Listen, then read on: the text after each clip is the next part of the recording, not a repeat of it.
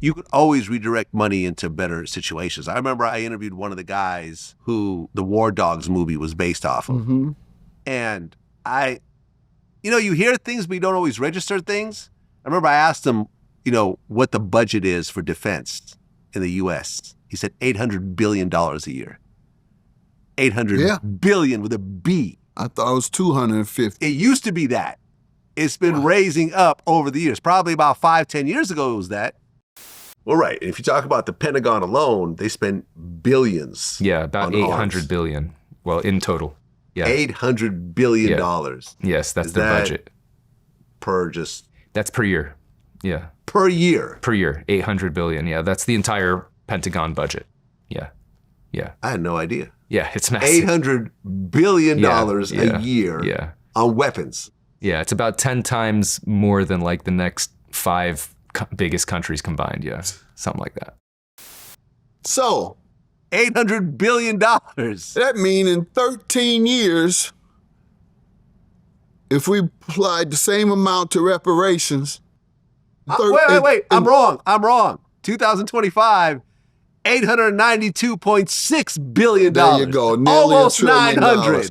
Almost $900 billion. Economists have concluded, several economists that have concluded that black reparations would amount to between $13 and $17 trillion.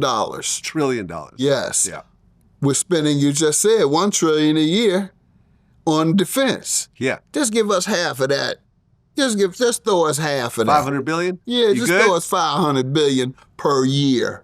And we'll stretch it out to 25 years. I mean, listen, I remember, this was when I was going viral for these comments. Mm-hmm. I remember at the time, this was before the pandemic, I said, I don't think that cash payments for black reparations are going to work because of the amount of money. It would probably bankrupt the country. I suggested, for example, free college education and so forth. And people got on me and it was like, oh, that's not fair. What about Jewish people? Your people got reparations from Germany and so forth.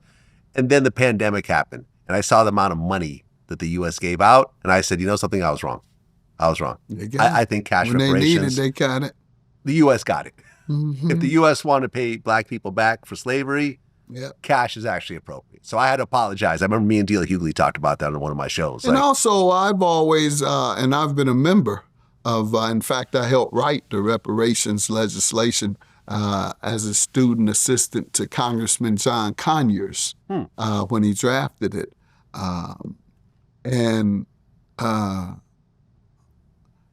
I've always, as part of the reparations movement, advocated for suing corporations that have survived, corporations that profited from slavery and have survived. And there are many who participated in the slave trade. We know that Wall Street financed much of the slave trade. So in that sense, they can pay without bankrupting their individuals. Yeah. I mean, there's actually, let me see, there's a list of corporations like this. Hold on, I'm about to pull it up. The ones that we know about. Lehman Brothers, Aetna, Yep. JPMorgan, New York Life Insurance, and then Rothschild and Sons Bank in London, Norfolk Southern, that's the train, right? USA Today, Fleet Boston, CSX, Canadian National Railway, Brown Brothers Harriman, Brooks Brothers, Barclays, the Barclays Center over in Brooklyn. Yeah. Yeah, just give it to black people. They could own that. Right. That's cool.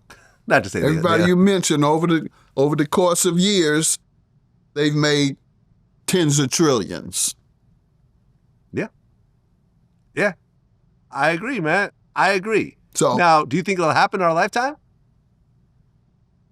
Well, we didn't think we'd have a black president in our lifetime. This is true. So and you don't know unless you try. And so let's keep trying and see what happens. Yeah, and I mean, you've seen small instances of this, like certain universities and so forth. I think Harvard did something about that and a couple other universities.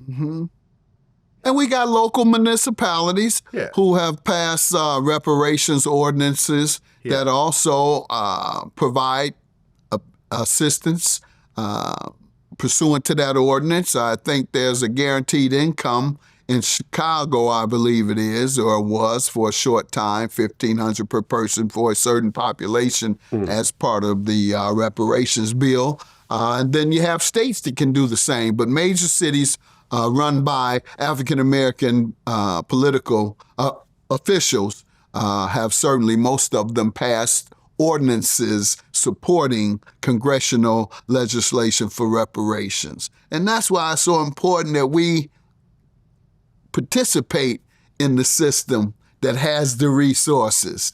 You know, I get it. They don't respect us. They don't want us. They don't this. They reject us. Why are you trying to fight your way into the white man's world? Why you want to be somewhere where nobody wants? No, I don't want to do any of that. I want what's mine, period. That's what I want. Great-great-grandmama. I want great-great-grandmama would have given me that. And y'all got it. Give me my shit. That's how I look at it. It's not about anything other than justice. No, I agree. Like I said, I've said certain things that I had to, rewind back on. But ultimately I'm okay with getting more information and changing my stance. Yeah. That's okay. We're all wrong at certain times. I've done so. Yeah, we all have opinions, and you get more information, and I think you're better off absorbing the new information as opposed to just being stubborn and saying, well, I said it before, so I just got to stand on that and so forth.